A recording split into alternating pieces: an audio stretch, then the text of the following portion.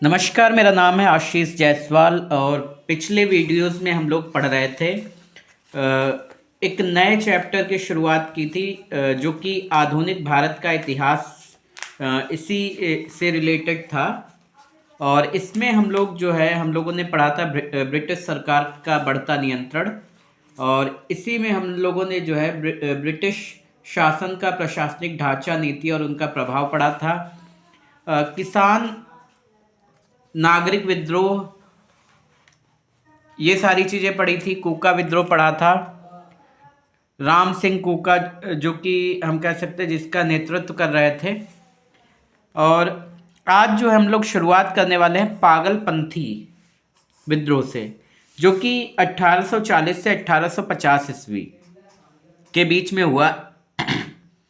पागलपंथी जो है अर्ध धार्मिक संप्रदाय था।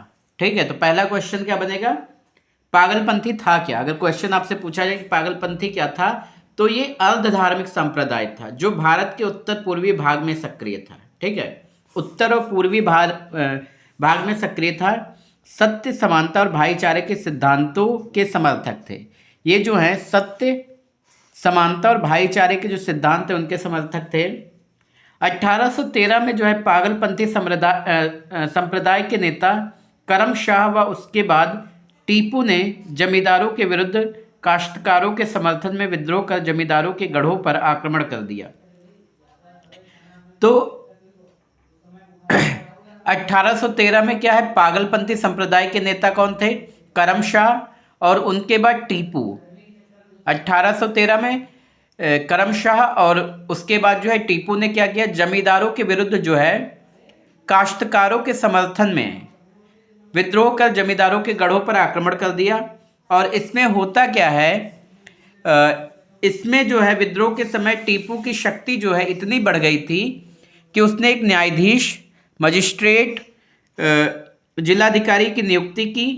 ठीक है, तो अंदाज़ा लगा लो कि उस समय टीपू सुल्तान के पास जो है न्यायाधीश हुआ करते थे, मजिस्ट्रेट हुआ करते थे और जिलाधिकारी हुआ करते थे। मतलब एज अ डेमोक्रेसी का जो एक पार्ट है वो उसके पास था।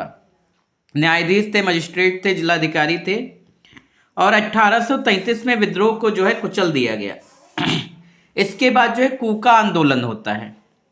कूका आंदोलन जो है वो 1840 से 1872 के बीच में होता है। कूका आंदोलन की शुरुआत जो है वो 1840 में होती है।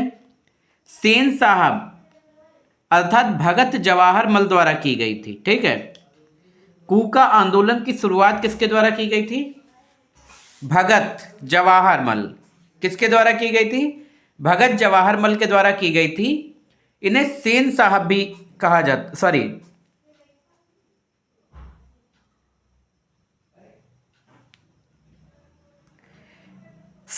कूका आंदोलन की शुरुआत जो है वो 1840 में सेन साहब अर्थात भगत जवाहर मल के द्वारा की गई थी। इन्हें सेन साहब भी कहा जाता था।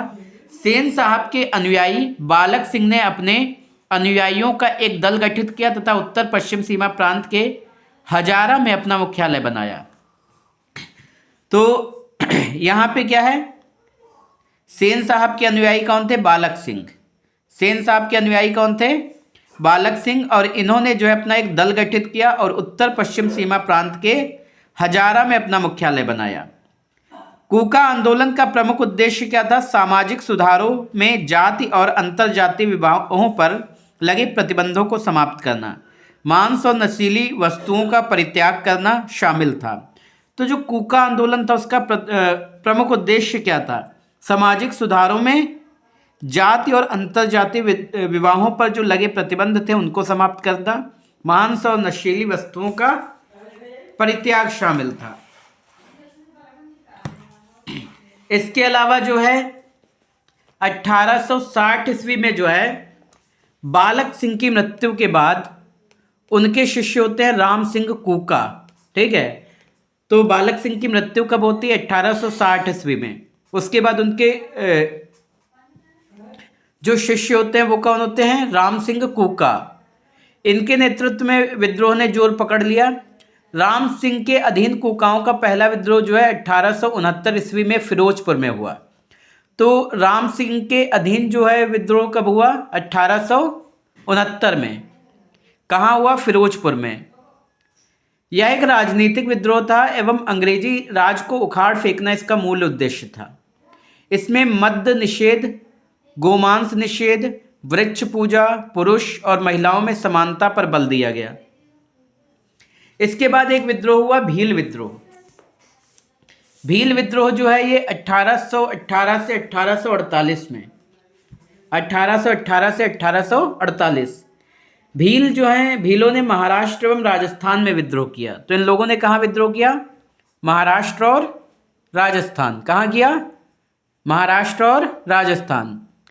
1822 में हीरिया ने भीलों का नेतृत्व किया। भीलों का नेतृत्व किसने किया? हीरिया ने। कब किया? 1822 में। और 1825 में भीलों का नेतृत्व किसने किया? सेवाराम ने। ठीक है, 1825 में किसने नेतृत्व किया? सेवाराम ने। और 1822 में किसने किया? हीरिया ने।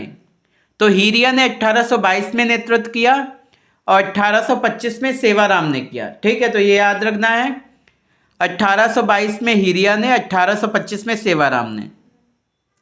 1857 ईस्वी में जो है भागोजी और काजल सिंह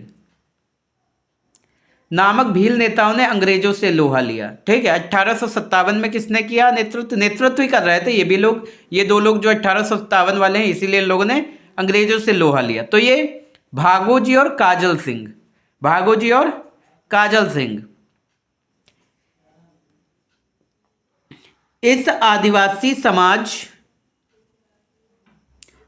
ने साहूकारी व्यवस्था के शोषण एवं अन्य हो रहे बदलावों से प्रेरित होकर 1821 में उपद्रव करना प्रारंभ किया।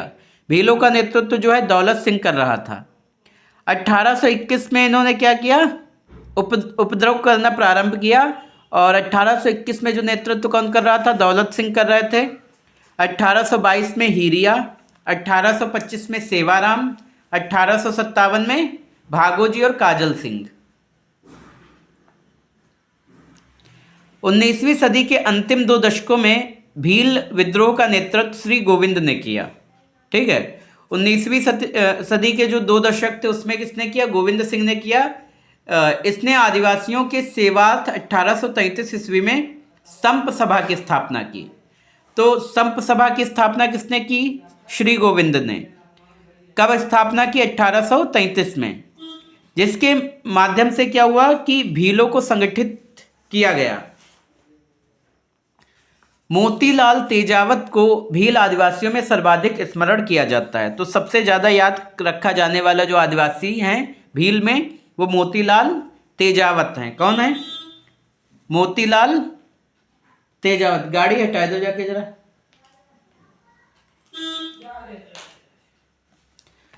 मोतीलाल तेजावत। गडकरी विद्रोह जो है ये 1844 में हुआ। और गडकरी विद्रोह जो है मराठों के किले में कार्यरत वंशानुगत कर्मचारियों द्वारा बढ़े हुए भू राजस्व की वसूली के विरुद्ध किया गया। ठीक है, तो गडकरी विद्रोह जो है मराठों के किले में कार्यरत वंशानुगत कर्मचारियों द्वारा, ठीक है, वंशानुगत कर्मचारी थे, इनके द्वारा किया गया भू राजस्व की वसूली के विरुद्ध। तो यहां पे याद रखना कि गडकरी विद्रोह जो है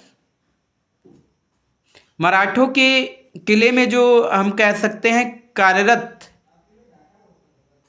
कर्मचारी थे। ठीक है, वंशानुगत कर्मचारी जो थे, जो कई वंशों से उनके यहाँ काम कर रहे थे, तो जो भू राजस्व की वसूली हो रही थी उसके विरुद्ध किया गया था। यह विद्रोह जो है महाराष्ट्र राज्य के कोल्हापुर में हुआ था। ठीक है, कहाँ हुआ था? कोल्हापुर में। याद रखना है कि यह विद्रोह जो है वो कोल्हापुर में हुआ था। इसके बाद जो है संथाल विद्रोह होता है। संथाल विद्रोह जो है 1855 से 1856 ईस्वी। कब होता है? 1855 से 56 ईस्वी।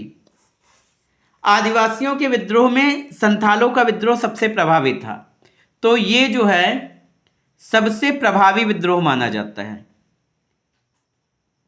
संथाल विद्रोह जो है ये सबसे प्रभावी विद्रोह माना जाता है। दामन एक कोह के नाम से ज्ञात भागलपुर के राजमहल तक का भूभाग संथाल बाहुल्य क्षेत्र था। तो एक राजमहल है दामन ए कोह के नाम से, भागलपुर से राजमहल तक, ठीक है। दामन दामन ए कोह के नाम से जो है ज्ञात, भागलपुर से एक जगह है दामन ए कोह से लेकर और भागलपुर से राजमहल तक जो है, ये पूरा क्षेत्र जो है ये संथाल बाहुल्य क्षेत्र था। संथाल लोगों ने भूमिकर अधिकारियों के दुर्व्यवहार, पुलिस के दमन और जमींदारों एवं साहूकारों की वसूलियों का विरोध किया। तो जो अधिकारियों द्वारा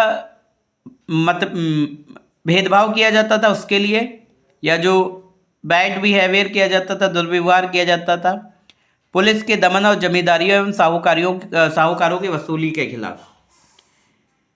विद्रोही आदिवासियों के दो प्रमुख नेता सिद्धू और कान्हू थे। विद्रोहियों ने महाजनों एवं जमींदारों पर हमला किया तथा उनके मकान जला डाले।